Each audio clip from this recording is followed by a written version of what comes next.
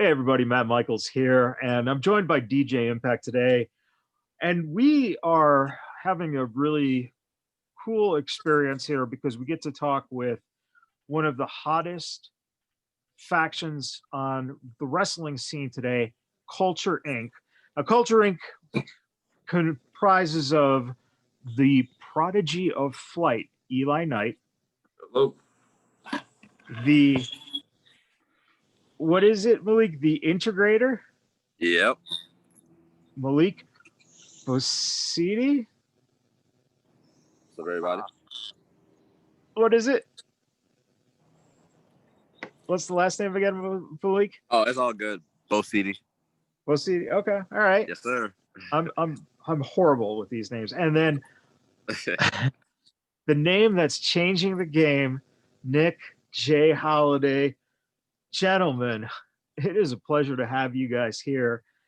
And let's just really quick start with, you all vary in age. Who's had the most experience and how did you guys come together? Most experience. Well, Malik started about. I'm assuming that you're talking about like wrestling experience. Yeah, exactly. Yeah, Malik started about maybe a month before me, so we're kind of both in the same experience range. We got together because of that Savio Vega seminar. We had a Savio Vega seminar at our wrestling school, Pro Wrestling 2.0. And I keep forgetting the day. I think it was October. Somebody correct me. September, October? It was September. September. Yeah. So we had that seminar in September. And so me and Malik were never a tag team at first. Then we went to that seminar. Savio Vega looked at both of us. We were both, first of all, we're both, all right, we're both athletic and we were both black. So you put two to two together, like, we could probably do something with this. All right. Mm-hmm. So we went to their show in October. Wrestled that show. It was a TV tapings, had a few matches. We didn't know what we were doing. Because I think that was your first match, Malik, right? No, it was for the 2.0 titles with you in that tournament. Oh yeah. No. I mean yeah. You're right. And that was the beginning of October, the end of October when we did the TV tapings. We still didn't know what we were doing. 2018, right. So then how did Nick fall into the fold? So you want to go, Nick? You want to do Nick? Well, basically, yeah. So to piggyback off what Eli said, after that seminar, we all three of us were familiar with each other because we all came up in the business together at Pro Wrestling 2.0 under the plug Alex Porto. So it was one day of training, just another regular day of training.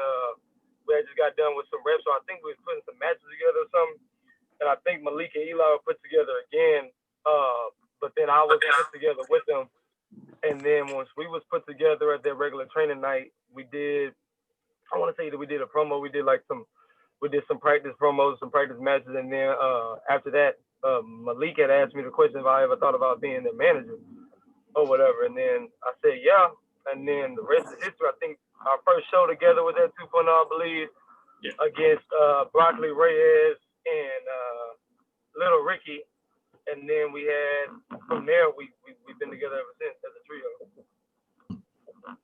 So at what point did you guys decide that Culture Inc. is the brand that you're going after?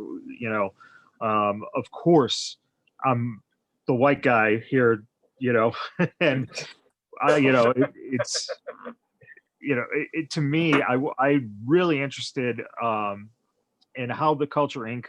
got rolling in terms of some of the merchandise. If people don't know you guys, at the very least, check out the merchandise on Wrestling Tees, ProWrestlingTees.com, because I'm wearing one right now. One of our hoodies. That's Culture awesome. FNE. Yeah. Just some good stuff and good messages. And what was the thought process behind it, and how are you guys embracing what is going on in the world today to convey a positive message on, something that, let's face it, a lot of wrestling fans can be very, conservative minded, I guess is the best way to put it. Do you guys get heat for what you're doing? What's going on with the idea of Culture Inc? Lee, you got that? I got you. We haven't had no setbacks for what we do. Actually, we receive a lot of praise in what we do and the product we put out there. With the current,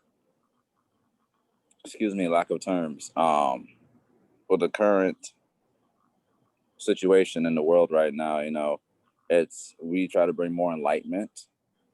We try to break stereotypes also to let people know, you don't have to just be one way or another, or have to be looked at one way or another.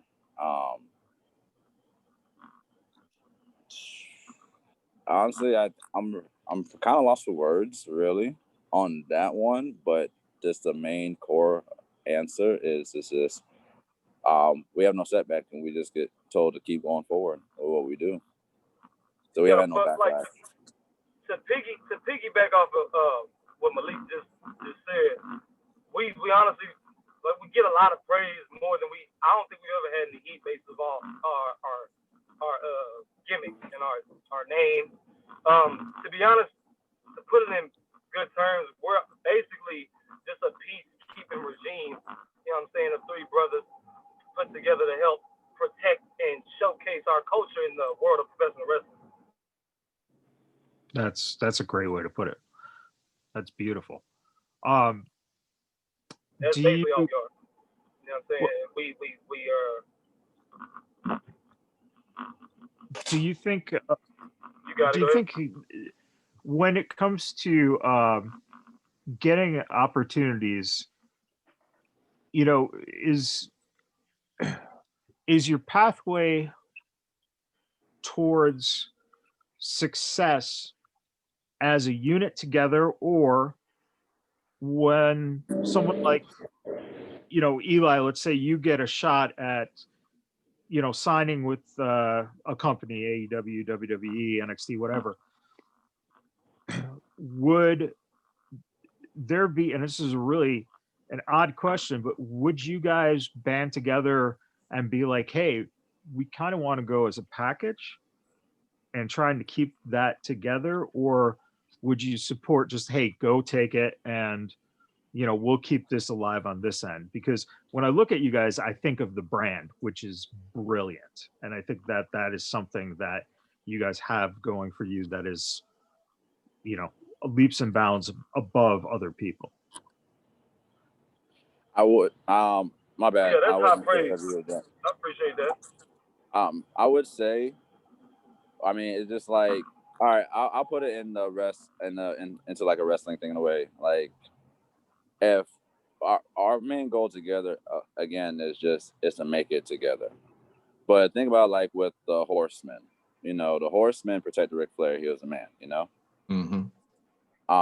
Not so much. I'm not really picking back off of that, but just to use as a relevant term, reference for a second. But if let's say like Eli won, the train don't stop. We're gonna be proud of him, representing him. Go do your thing. We got it out here. Same thing with any one of us. Because at the end of the day, we all want to see each other eat. It's not gonna be like, oh damn, well you made it, I didn't make it. That's messed up. It's we're brothers. And unfortunately, in this climate, sometimes a lot of people from our culture don't like to see each other eat, and that's unfortunate. Yeah. But we're here to show people, like, no matter who it is, we have each other's back. Like I said again, let's say like Eli gets signed to WWE, AEW, Impact, ROH, whatever. All right, bro, we got your back. Go do your thing, but we got it out here now. Yeah. We'll try to meet you over there at some point. Yeah, exactly. We put that into layman's terms. Our first year in the business, the more we've like ridden the roads together, hung out together, we met each other's families, bonded together, video night, study night. You know what I'm saying? We the bond has been built to an unbreakable stature to the point where, to piggyback off of what Malik said, we can all eat together. We eat so much around in Coach Inc. We mess around have a food fight, man. To be honest. But like he said, for the most part, like earlier this year, Eli did his thing, 205 represented. Malik did his thing on Monday Night Raw, Raw Underground, represented for culture. Right now, I believe, or earlier this year also, Malik became a tag team champion at Go Wrestle. Once again, represented for the culture, but it wasn't with us, but it was with another set of partners that we're familiar with. Two good athletic brothers over there at Go Wrestle, Mikey Spandex and Dante Carter. But once again, he represented the culture. He came out there, represented with the culture merch, put it on the culture page, etc. You know what I'm saying? We all eat.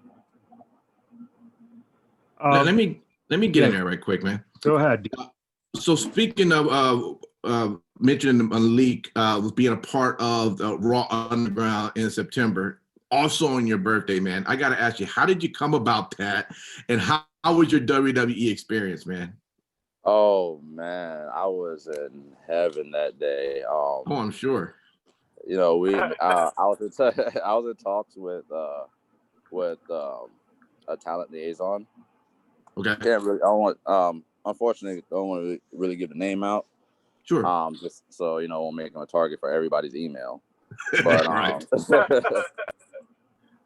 but we was in talks. Got everything I needed done. They're like, hey, you know, we have something for September 21st. I'm like, hey, that's my birthday. Yeah. I will be there. Right. That's my birthday plans. And just there, it was just, man, it afterwards, like the experience was just mind blowing, you know. It was just a lot to take in for me. And then like it was to a point that even after the show, Gani lived like 15 minutes from the Thunderdome. I just sat in my car and just sat there for like half an hour to 45 minutes just thinking like, wow, this is what I need to do. This is where I need to be at, or at least on a major platform at that, you know what I'm saying? I want to restrict myself to one. And it just felt great, you know. It's like, you know, my birthday, it's I try to do something eventful every birthday. Mm-hmm. So, you know, when it comes to like skydiving and like all the other things I've done, this one took the cake. Yeah. You know, so but it was great though. It was a great experience for myself. Was that the Raw Underground with the strippers on the poles, or? Nah, not that one. I didn't get the stripper birthday celebration, you know, but Raw Underground. That one, but you know, being side by side by one of the bosses, you know, it's kind of a snap. You know, I can get used to this. Yeah. You know, being right next to Shane McMahon and stuff during the segment. So yeah. Priceless moment, man. You can't put a price on it. It's a priceless moment. You can't. Yeah. You really can't. One of the questions that we could throw to both Malik and Eli, because of the experience being backstage, how was catering? I can get used to it. If I was able to be there every weekend to be a catering alone, I'd be all right. I'd want to be on TV too. Don't get me wrong, but catering, you can kind of persuade me like, oh, we don't need you. Okay. What do you have for catering? What do you have for catering, Malik, at Monday? I never asked you this. Oh my goodness, I had chicken, rice, some steamed vegetables. No, they had like a plethora of stuff. You know, I just stick with what I know. But yeah, it was a lot of stuff. No joke, man. They had rice, they had salmon, they had chicken, they gave you everything. I'm like, what? You had snacks, you had drinks. I'm like, bro. And the fact I went there, like, I think like maybe 5 or 6 times, I'm like, oh my God, this is the best. Like, I can't stress it enough. Getting paid to eat food is the best thing ever. I swear. I agree with that, actually. I second that. Yeah, Yeah, man, Well- it wasn't no one time appearance. They was on there on a consistent basis. I'm pretty sure. If I'm not mistaken, they hit NXT Takeover. I think they hit SmackDown too. So they did the whole 9 yards. Did you find Eli performing in essentially a arena that's empty? You know, you can simulate all you want. It's still basically an empty arena. Was that tougher for your concentration, or was it maybe a little easier because you weren't going out in front of a crowd that could, you know, throw shit at you? You're right. So, like, honestly, I never really thought of that. I'm like, but now that I'm thinking about it, it's just like, I either could have wrestled in front of 0 people. Well, I wrestled in front of 0 people, but I could have wrestled in front of 10,000 plus. And that there, I think I would have been a mess, honestly. Just thinking about that, like, wow, 10,000 people. But luckily, you know, I had the blessed opportunity to be back there. Luckily, not in front of people because I'm an introvert. I don't even like people like that. But but I'll be all right. But like, it was, yeah. I don't even know what to say, man. It's just like, that's crazy. I think that, like, just knowing, you know, like, the people back there, they were so supportive. They're like, you'll be all right. You'll be all right. Don't be nervous. Don't be anything like this. They help you, like, you know, be ready for that situation, you know? Because there's a lot of things that I learned that day that, there's a lot of things that I learned that day that I never thought I would really, you know, learn, you know? Mm-hmm. It was a great experience, regardless of how many people there were. If there was 10,000 people, I would have been nervous, but I would have rocked that opportunity because that's a one in a lifetime opportunity. What's crazy about that, y'all? Eli brought this to my attention today. Even with the limited time that he was in the ring with Arya Davari, that limited amount of time that he was in, he left one hell of an impression because Eli brought it to my attention that on Arya Davari's Twitter page, Eli's on the man's header. He's on his, like, banner from getting knocked out by him in the first match in the Gauntlet. So even with that limited amount of time, the Prodigy of Flight showed out, you know what I'm saying, and left one hell of an impression, one hell of a statement. Like, even with that limited amount of time he had, because if you go on Arya Davari's Twitter page right now, ladies and gentlemen, you will see Eli Knight on it. You know, with that, how is it for you guys in terms of when you're asked to, you know, do something like that, where I think the best word was opportunity. You know, some wrestlers who, especially younger guys, have the ego issue where you might get the opportunity, but you're your own worst enemy because you're now questioning, well, why do I have to job out? Come on, why can't I get these moves in? Or, you know, are you guys, because of the collective support of each other, do you realize from that support that, hey, if we want to make it and we want this path to be successful, then we do as we're asked, as long as it's not, you know, something that's outside of the norm, degrading, what, you know, that, something you know, that can diminish our characters. Yeah, we ain't. Yeah. I get what you're saying. do you feel that that's something that you guys have in having each other's backs? Of course, like, honestly, like, I don't understand how people, you know, can get that stage or get on that stage and say, I don't want to do this, I want to do this, I want to do this, I want to do this. It doesn't even need to be WWE. It can even be as small as just independent promotions in general. People want to do everything, and sometimes doing everything is your worst enemy because people won't remember you for doing everything. People remember you for the littlest things. You know? I have no problem putting anybody over. I put people over that barely been wrestling longer than me. I've been putting people over just like that can barely move. I do that stuff because I don't do it because, like, oh, I have to have this opportunity. It's wrestling is just, it's a team sport. You're there to work with each other. Mm-hmm. So the best thing you can do is, if you're given that opportunity on that stage, make the best of it and make sure that you can put somebody over. To add on to that, well, first of all, what viewership is this podcast? Is it like 18 and up? You know what? It skews from 18 to apparently 65 and older. So I can curse and everything. oh, absolutely.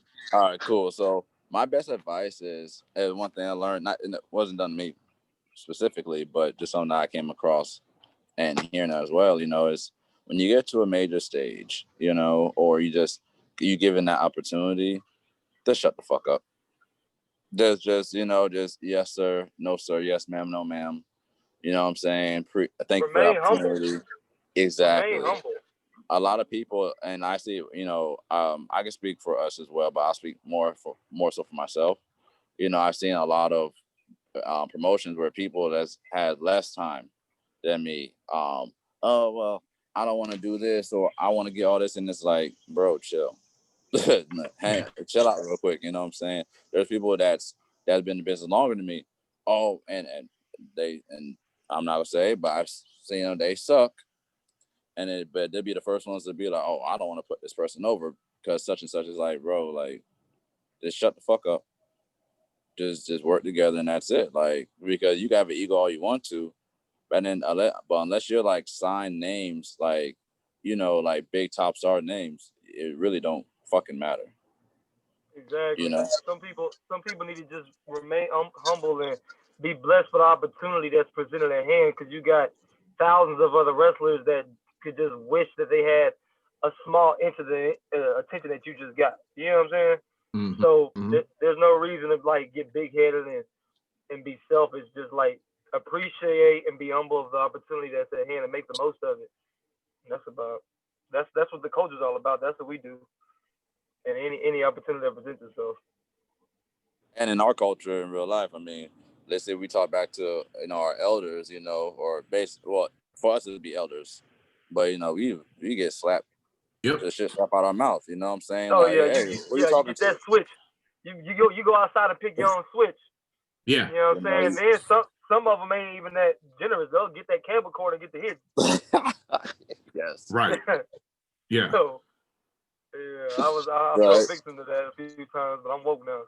So we bring that over to the wrestling side, as in like when we get opportunity, and the person who's handing the opportunity, like, hey, I need you to do this.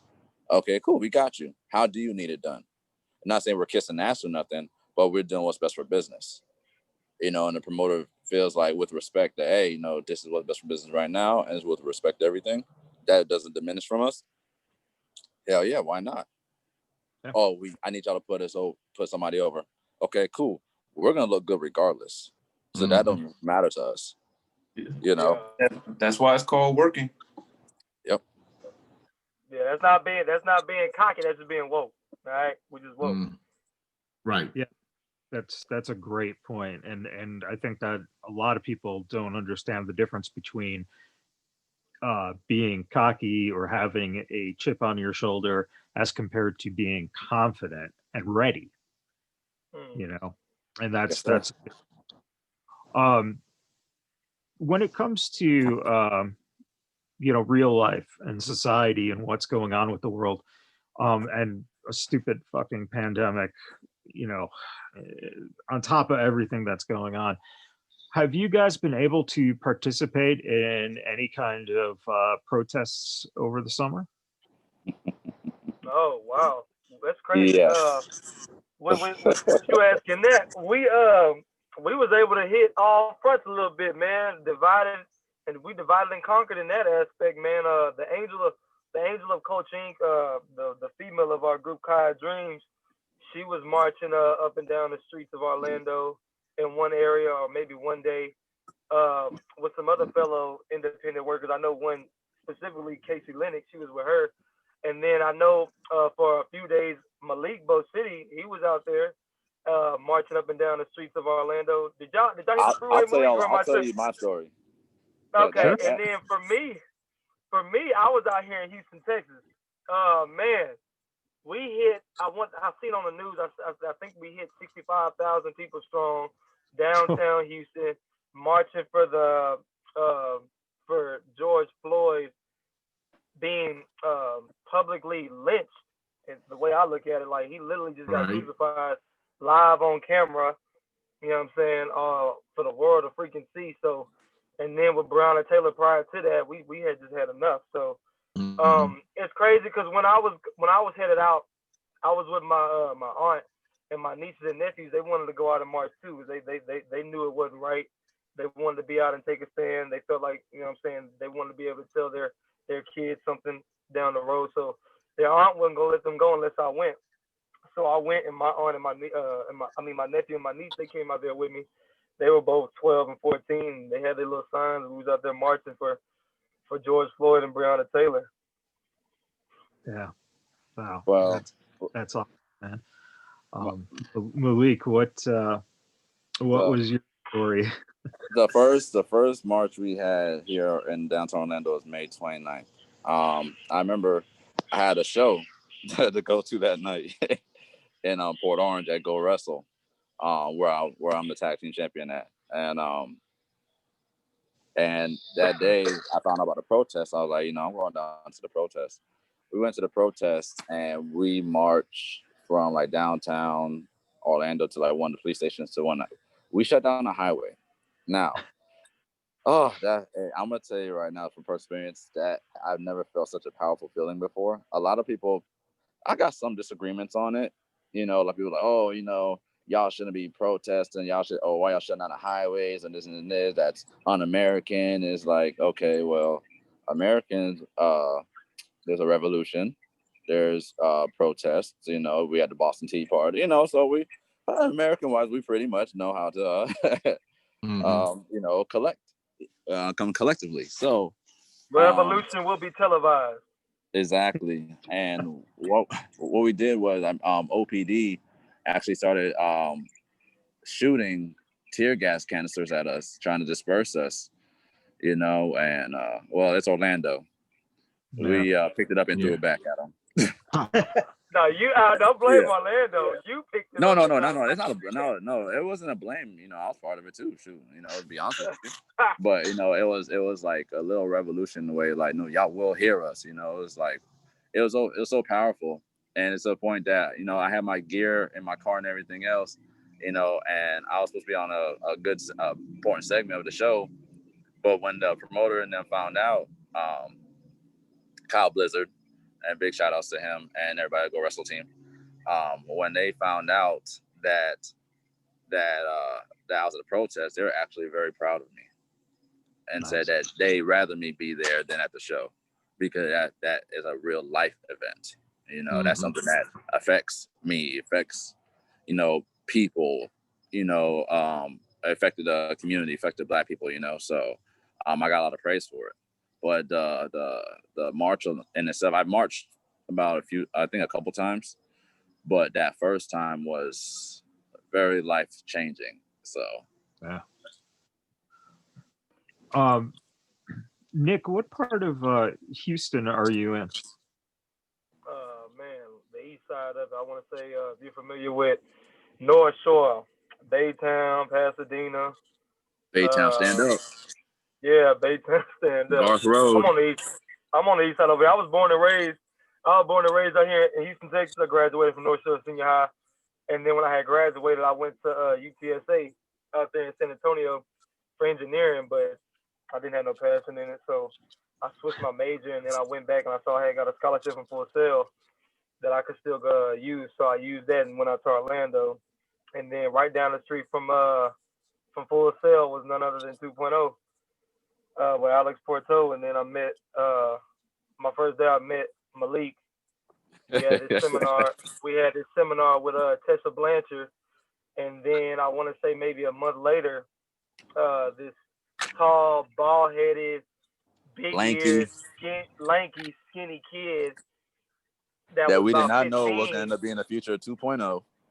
Yeah, didn't know that. Did not have no idea it was gonna be the future 2.0 and become the youngest heavyweight champion in all of Central Florida. But yeah, Eli Knight came up in there, and then the rest is history. Now A lot of people, we coach iinc. you know, a lot of people they you know, when he came, when he, you know, Eli came around, everybody like, oh, you know, that's Malik Bosede. No, he's not. And it wasn't in bad term, but it's like, don't make him the second, make him the first him. The first. Yeah, first. You know what I'm saying? Like piggyback off of what Savia said, they were both the two black guys in that letter. They could flip in the ring. Let's put them together.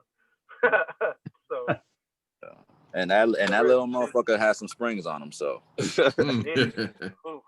got to, hey man, he was just jumping on his mattress and stuff all his childhood wrestling with pillows. He got a ring. He ain't know how to act, dog. He cut up.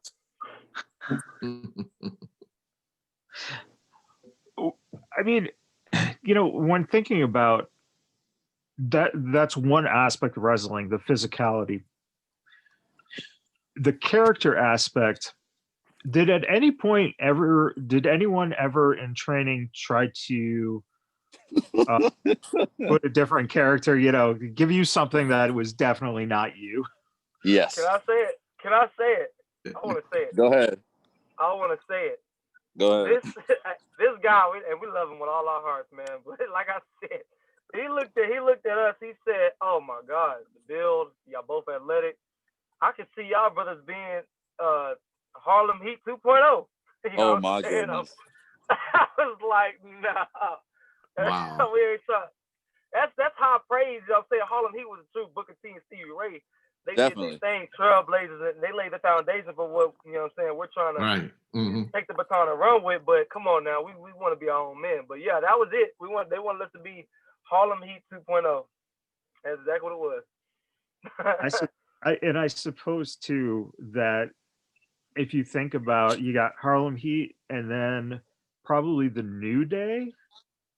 And maybe now if Culture Inc. stays around or not business. If the business, the Hurt Business stays around for a while. Street Profits though.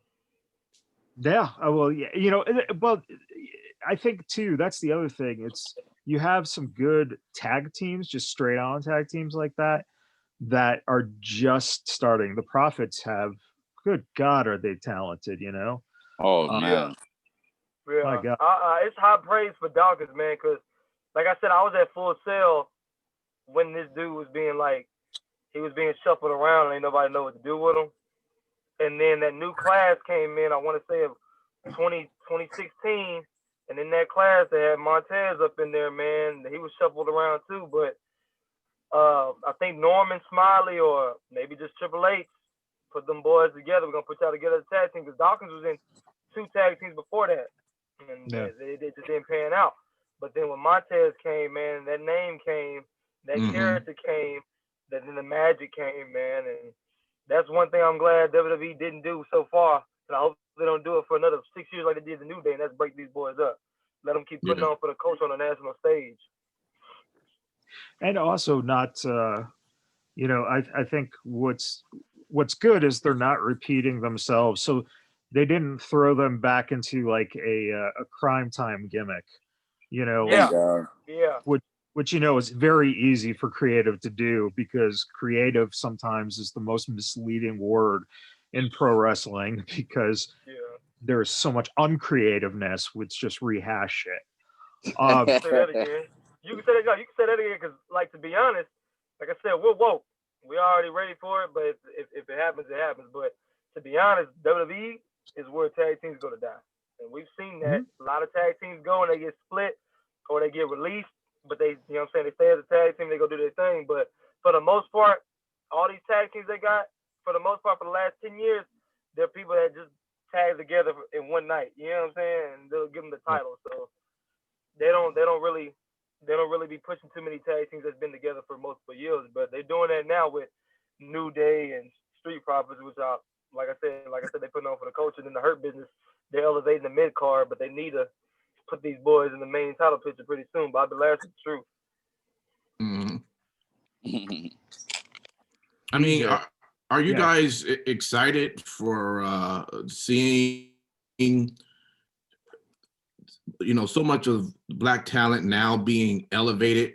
I don't know if it's just because of the pandemic or not, but this year we have seen so many get opportunities of just holding tag teams or United States title, or just more titles opportunity, NXT.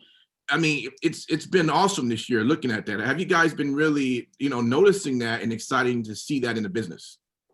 Yes. And Yeah. yes, overall, but I guess to answer the question you were saying, like, about like how we feel. Granted, and my view is not always right, because if it was, I'd be rich and doing my own thing. I But understand. I feel like there's at the same time too, as a business owner, I'm a business owner, that Mhm. they're striking while the iron's hot right now. It's right Yeah. now it's a sensitive topic that's going on in the world. It's like, it has always been viewed as, like, we are the lesser as in professional wrestling. And I feel like they're like, okay, well, and could be for any platform, I'm just speaking Yeah. in general, but they could be like, hey, well, right now, it's a real sensitive topic right now, and we used to put up some black champion, something, it might be, Yeah. and I can say that that's their thought process, but I'm not going to put it past any person either. Because again, when you're in business for money, not for fun, Yeah. So to them, it's like, well, they bring more money in to put this person up as champion, and it happens to benefit the current social situation, I feel like they'd strike it. So I'm happy because we're benefiting, yes, but I'm not gonna just go like, oh, hey, yeah, they did it, and and neglect everything else that came before that. Oh, Yeah. absolutely. Mm-hmm. That is my Go ahead. work on it. Go ahead, Eli. I mean, you pretty much hit the nail on the coffin. That's exactly what I was gonna say. You just Appreciate it. See, I know my partner, I know my partner. Yeah, like, you know what I'm saying? Like, they're yin gonna and yang capitalize over on here. it. Yeah, but like you said, like the magic word you just said, opportunity. Opportunity is what we strive for, and we strive to, when it's upon us, we strive to knock it out of the park. You know what I'm saying? So that was another reason why it was in demand, that I saw that we really sat down and talked to Vegas BadBoyz. You know what I'm saying? Because Coach Inc. we done our thing in Central Florida. We're slowly making our way over here to Texas. But that next nice little wrestling market is out there where you at, man, and that's Las Vegas, Nevada. Oh, yeah. So, like I said, like you said, with opportunity, we've been blessed to be in talks with Versus Pro Wrestling. We've been talking with them. So we've been talking with them, but with this pandemic and everything, it's been put on hold. So we're really looking forward to working with some of the young talent out there at Versus. I'm gonna say like a few off the top of the dome, like Jody. I want to say Jody the Wrestler. I want to say Shaggy McLovin. Shaggy McLovin, he's dope. I want to say the Shade Project. Yeah. And then I think you got Austin Hunter. Yep. I could see us doing some big things with them. And then the women's division is real hot, and we got Kaya to come out there and take them to work. You know what I'm saying? And make sure they woke and show them how we do things out there in Central Florida. But yeah, we talking with them, and then we also been keeping track of there's another promotion out there we trying to work at, man. FSW, Future Stars of Wrestling. Yep. Yeah, y'all cover them, right? Y'all cover them. So like I said, we want to work with Versus, and hopefully we leave a good impression at Versus, that hopefully Future Stars of Wrestling, they give us a look, because the big stars and came from there. I want to say who's like Chris Bay, Karrion Kross, shoot, I think Keith Lee was over there too, huh? Love you. Keith Lee, if I'm not mistaken. Yeah, he came in. I think if I remember correctly, we actually wrestled Cross, I believe, on one of the cards. But one of the things about the wrestling scene out here is with Future Stars of Wrestling, with Versus, There's also Big Valley Wrestling. There's Valley. always something going on, and that's Mm-hmm. the best thing. But what's really cool is that they've paved the way for, I'd say, some of the most African American talent that I think I've ever seen in one place at one time. It's amazing. I mean, Willie Mack, you know, he'll do stuff because he lives in town. You know, Right. like you said. And then there's Ice Williams, who is the FSW No Limits champion. There we go. Shogun is you know, a great talent. There, Maserati, the women's champion. She's also the Ohio Valley. Maserati, she's doing her thing, man. God, dog, she's conquering. What is that? She done took over OVW and came back to FSW.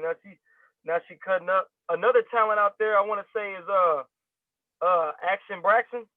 Yeah, Action Braxton. Yeah, he's a good friend of ours, man. We want to work him also out there, man. I think he got a stable out there as well, if I'm not mistaken. Yeah, it's so that could be a dream scenario. Yeah, because they got 3 guys in their faction.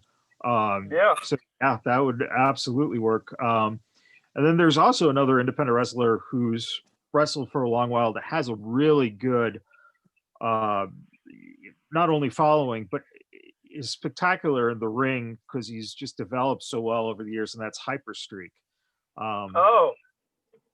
Dude, yeah, it's just so fun to watch because growing up, I argue to this day that you could have put the WWF title on the Junkyard Dog and had the same popularity that Hulk Hogan had. Yeah. Yes. That was a huge missed opportunity right there. Rest in peace to JYD. Yeah. Mm-hmm. You're right on that. And that's like that was the sad thing, is you just didn't see an influx of any type of color. You know, you'd see JYD, and then you'd see maybe, you know, if someone like Steamboat would come in for a little bit. So, you know, you had a little color culture, but it was always just white guys for the most part that they were pushing. Yeah. And growing up in Chicago, that really didn't make sense to me when the city is so mixed, and you know that New York's the same way. You know, California, all the big cities are like that. You know, it's like, so it just never made sense. And for years, you just kind of watched it start growing. And then I think The Rock just kind of opened up the door where it was like, oh, okay, we can kind of start doing mainstream now. This is okay. Yeah, but yet Saturday Night Live, and they never look back. You're right. Yeah. So, you know, hopefully that's the opportunity that, you know, is rolling into now a more normal, which would be fantastic. Hell yeah.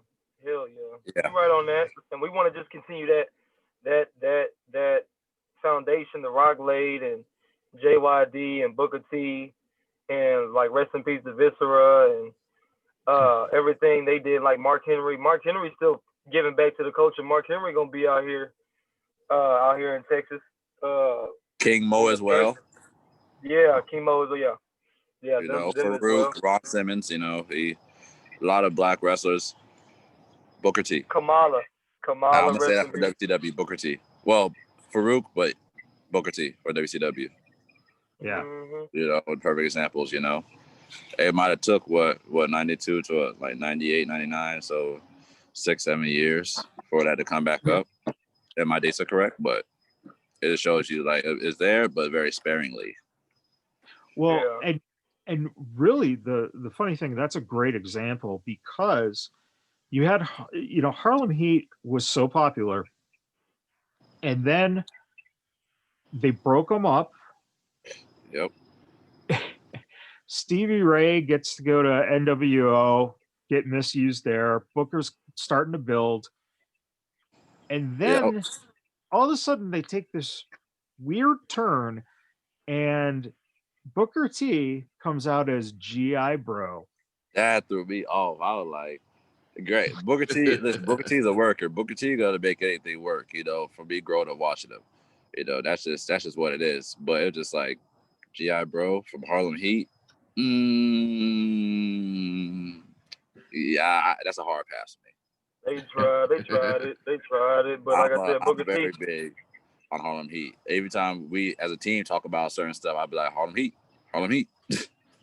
Yeah, Booker T wasn't gonna let the machine hold him down with that gimmick. He wasn't playing that game. So No, and as soon as they changed him back and let him be himself, that's where he started to succeed. And then the WWE example of him, which is, I think, the reason that the WWE always runs. It doesn't shut down, it doesn't stop, and that's because you could take someone like Booker T, give him the opportunity. Here, you're going to be king of the ring. And then Booker T now creates something totally that we've never seen with the whole King Yes. Booker thing. What a fucking time he had there for about a 2-year, 3-year stretch. That was just fucking phenomenal. King Booker. yeah, man. Look, I love and this. people keep forgetting during that gimmick, my dog King Booker, he main evented this pay-per-view called Cyber Sunday, and it was the match called Champion of Champions. And it was all three champions of all three major brands, ECW, Monday Night Raw, and SmackDown. And the best the champion that went over, became the champion of champions, was King Booker. Yes, he was. He was champion of champions, man. He was better than John Cena and Raw and Big Show ECW. King Booker came out on top. People tend to forget that. King Booker. That's what I'm talking about. People tend to forget that, but hey, they sleep, and I make sure they won't. They ain't gonna forget that around me. Champion and champions was King Booker, man. Oh, yeah. But like as far as y'all's tag team talent out there, man, in Las Vegas, from the most that we've seen, man, the team that's making some noise is the Real Money Brothers. I seen Real Money Brothers is making some steam, but I'm gonna leave a little Easter egg, man, a little Easter egg, a little shots fired on your podcast, man. Okay. I don't think them brothers can't be too real if all the money right here. Coach Inc. With Coach Inc, man. They can't be too real sir, if all the money right here. Sir, I drive a Mazda 1992, so there's no money on this side. No, I'll play. I don't drive no Mazda. But man, hey, Rocky T, man, Rocky T, if you listening, dog, hey, that's a money match right there, dog. Coach Inc. versus the Real Money Brothers. If they want that work, we ain't too hard to find, man. we ain't too hard to find. Yeah. That's actually that's a great suggestion, and I think we're gonna have to we gotta spark something. Yeah, put this their way, because that would be phenomenal. They woke, y'all. Make sure they woke, man. Make sure they woke. Coach Inc. We over here, man. It's just we'll even make it. We'll make it this much better. We'll put a briefcase on the pole match, since there's money on both ends. You know what I'm saying? We'll get the people what they want. Who really want the money? Yeah. Who gonna leave with all that money in the pot? Who gonna leave with all that money in the pot? Listen, man? Coach Inc. don't leave money on the table. Just know that. No. Man, we take it off.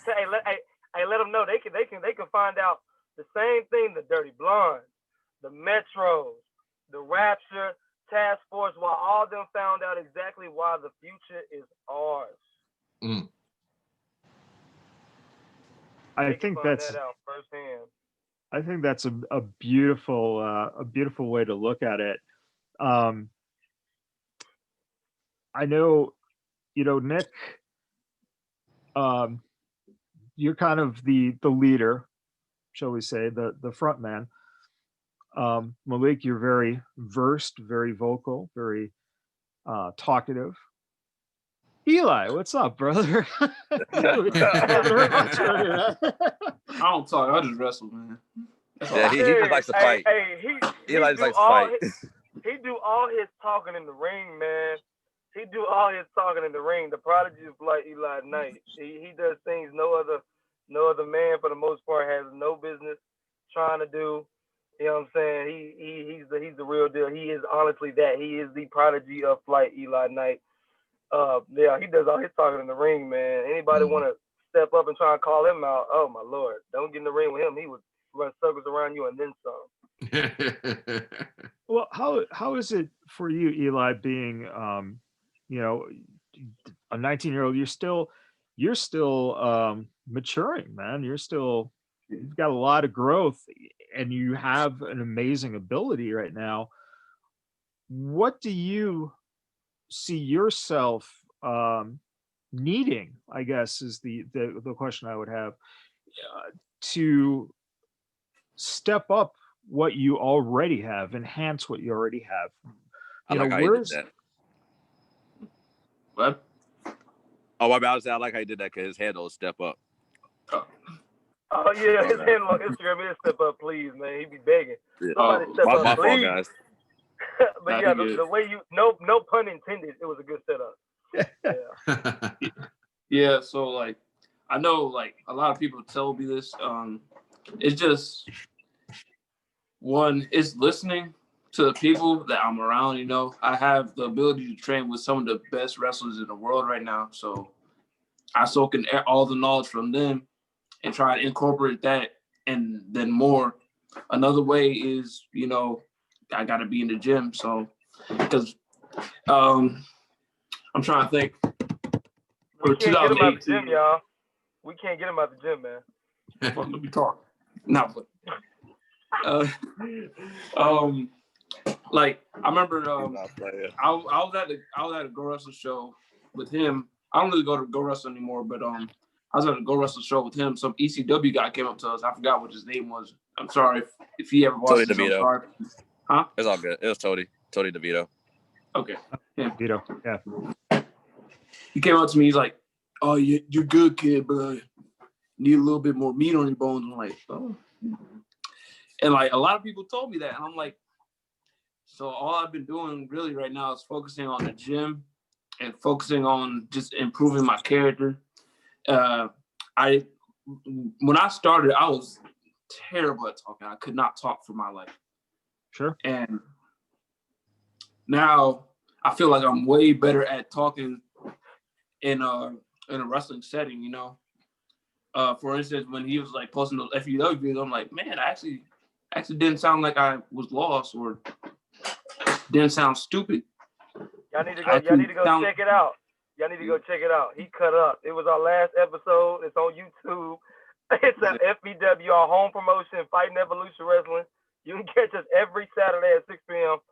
The last episode, we just had episode 5. Eli, after his win over the People's Court, he came over to the broadcast table, hijacked it. And he, like you just said, he was talking.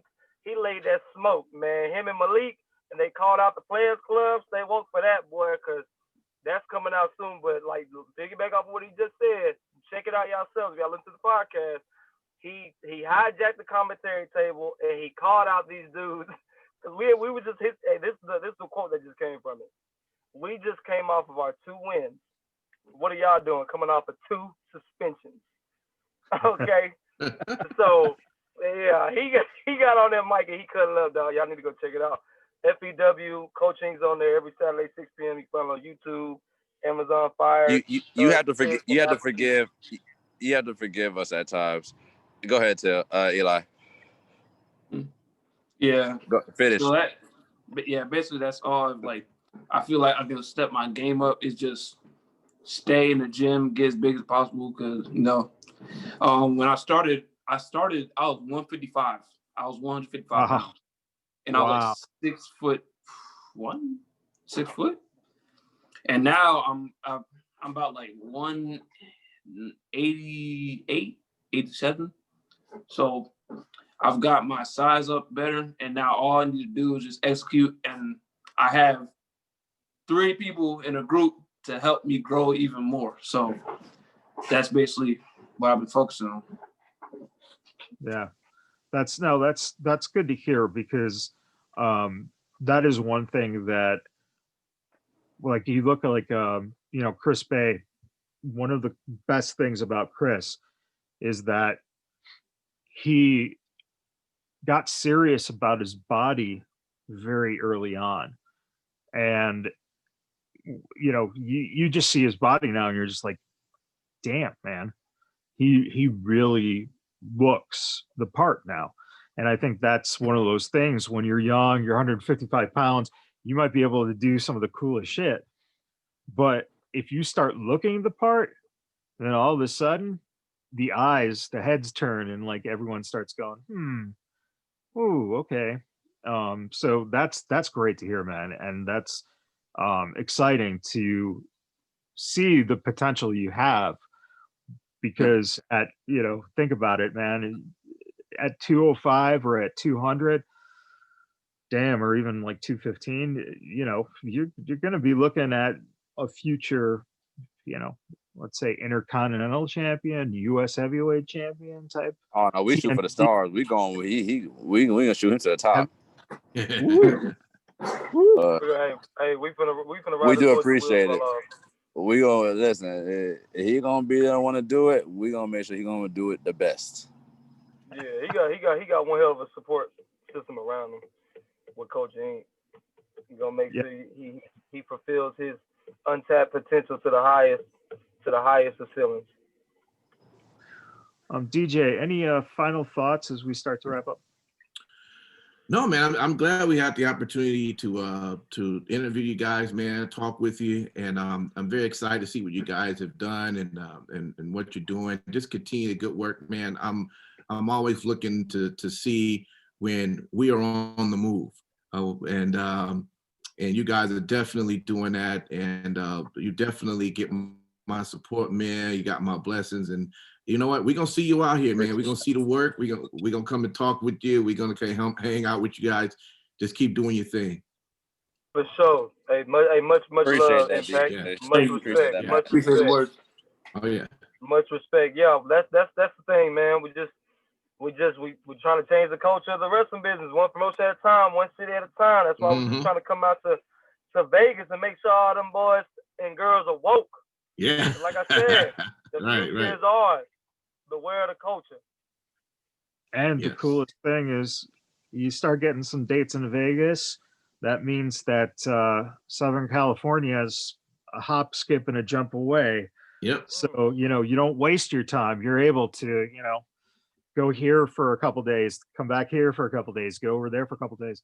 And that's the coolest thing about the West Coast, is you're starting to make your name in a couple different states as compared to, if you stay in one area, a lot of times you find a following, but is that just what you want? You guys are hungry, and that's the fucking greatest thing to see. Yeah. Exactly. Appreciate that. We're not resting on our morals, man. We're not being complacent. Like I said, we wrestle the top talent over here in Florida. We're just trying to see how everybody work on the West Coast. And like you said, the West Coast is out there in Cali and back and forth to Vegas. And like you just said, so shout out to Mr. Marquez, if you're listening, United Wrestling Network. If y'all boys watching or listening to the podcast, Coach iinc, Malik Bosede, Kaya Dreams, Eli Knight, the Prodigy of Flight, the name is changing the game, Nick J. Holiday. We're ready to change the culture and make sure all y'all stay woke. That's a perfect place to leave it for now. And really quick before we go, can you guys let people know your social media handles, where they can find you guys, and let them know about some of the merchandise to help support you guys? Okay. Yeah, okay. So, Eli, you got it. Go ahead with yours. Instagram and Twitter. Ooh, I spit, my bad. Instagram and Twitter, Step Up Please. They have me on Instagram and Twitter as MB Integrator, and then on Facebook, Malik Bosede. Also, I run a business. This is my brand name, just in case y'all want to support it, at About Mine LLC on Instagram. Cop that. Nice. And to piggyback off what they said, mine, Nick J Holiday. That's my Instagram. The factions, social media platforms. We got us on Instagram. This is where the podcast came into fruition. Was off Instagram. So, Coach Inc. 2 eyes. Twitter, Coach Inc. 2 eyes on the ink. Facebook, Culture Inc. 2 eyes on the ink. Also, like I said, go ahead. Also at Kaya Dream on Instagram as well. Yeah, the angel of Coach Inc., the first lady, Kaya Dreams. She's on Instagram. I want to say that's her Twitter. This chick is something special, man. Y'all need to be on the lookout. Like I said, our whole sole mission is to change the culture of every promotion that we go to. So in order to really fulfill that promise, in order to really do that, we had to change the culture of every division of every promotion that we go to. There was one division that us three couldn't change, and that was the women's division. So y'all stay woke on that, because Kaya Dreams is on the come up, man. I'm for real on that. So if y'all need to follow her on social media, follow her on Facebook. She's the real deal. And like I said, that's our Instagram and our Twitter and our Facebook is Culture Inc. 2 eyes on the ink. This Culture F and Ink tees you can catch right now on What a Maneuver. You can get that international shipping. And also our store is on Pro Wrestling Tees. Get all the Culture F and Ink merch and a Stay Woke tee, man. Support the culture if you can. You can get it on ProWrestlingTees.com, Culture Inc. Much love and respect. Thank you. All right, gentlemen. I appreciate you guys joining us. I encourage all the listeners, viewers, please check them out. Support them any way you can. But the biggest thing is keep your eyes peeled and let these organizations know. Let Dave Marquez know. Let FSW and Joe DeFalco know. Let Beast and Versus know. Rocky T. Let them know you want to see Culture Inc. out on the West Coast, and hopefully get that chant going. Hey, we want some culture. Hey, we want some culture. Let them hear y'all, man. We want to come out there and entertain y'all. We want to bring this sensation that's taken over Central Florida to the West Coast. Let them hear y'all, man. We want to come out there and get y'all woke and show y'all why the future is ours. Did we just get a hey, we want some pussy? Hey, listen, we're from Florida. I mean, yeah, man. You gotta throw a little 2 Live Crew love there, man. My man Matt Michaels is woke, dog. 2 Live Crew, he woke. Yeah, he knows. You down for the culture for life after that, man, for sure. For sure. He's been in training, so don't. He's good. Yeah. I see. Hey, Matt, you're not that thuggish nor that rugged, but we know you pack bone, brother. We know you do, bro. We know you do, man. I got to say, the one thing you bring up a beautiful thought and memory in my mind with that, and that was, it was okay to listen to like Run DMC or the Fat Boys or Beastie Boys, that kind of stuff, LL Cool J, but when 2 Live Crew came out, me and my buddy, we bought the CD, and then what we had to do was put it on tape so that we could just listen to it through our headphones, so no one heard. Right. Oh my God. Oh, it was so much fun, man. Those were, man. So now when we see you, have no choice but to blast that 2 Live Crew. You have to. You got to blast when we see you, dog. Hell yeah, man. You got to blast. Hell yeah. Oh, man. Well, it's been a pleasure, gentlemen. And for those of you listening, thank you very much. And we will see you next time.